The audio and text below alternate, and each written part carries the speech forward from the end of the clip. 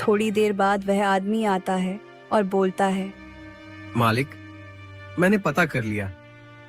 उस आदमी का नाम सोहन नहीं धनीराम सेठ है और वह इस गांव का जमींदार है। उसी ने मुझसे झूठ कहा था कि वह सोहन है। इतना बड़ा धोखा! मैं सोच भी नहीं सकता कि जमींदार इतना गिर सकता है। उसने मेरे बेटे के सारे पैसे खुद रख लिए और ऊपर से हमें घर से भी निकाल दिया। बाबा, आप फिक्र मत करिए, मैं सब ठीक कर दूंगा।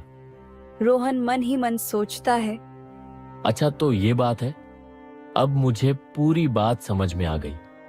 अपनी बेटी की शादी मुझसे करवाने के लिए उन्होंने जानबूझकर मीरा और उसके पिताजी को गांव से बाहर निकाल दिया ताकि मैं उसे कभी ढूंढ ना सकूं और मेरी शादी उसकी लड़की राधा से हो जाए।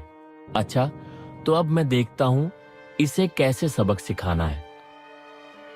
फिर रोहन अपने आदमी को लेकर जमींदार के घर जाता है। जैसे ही जमींदार उस आदमी को देखता है, वह हक्का बक्का रह जाता है।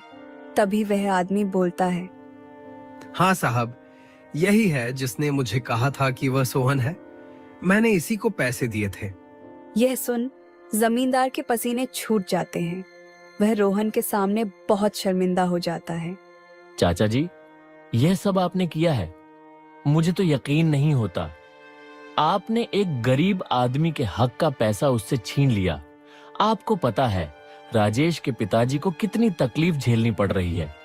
और इतना ही नहीं, आपने उनसे पैसे लेकर भी उन्हें इस गांव से बाहर निकाल दिया। आपने तो इससे सारे पैसे ले लिए थे। फिर आपने ऐसा क्यों किया? जवाब दीजिए। रोहन बेटा, मुझे माफ कर दो, मुझसे गलती हो गई। मैं पैसों के लालच में आ गया था और अपनी बेटी के मोह में अंधा हो गया था, इसलिए मैंने ऐसा किया।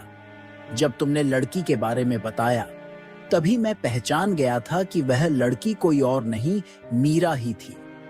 इसलिए मैंने यह चाल चली और मीरा और उसके पिताजी को इस गांव से निकलवा दिया ताकि तुम्हें वह लड़की नहीं मिले और मजबूरन तुम्हें मेरी बेटी से शादी करनी पड़े।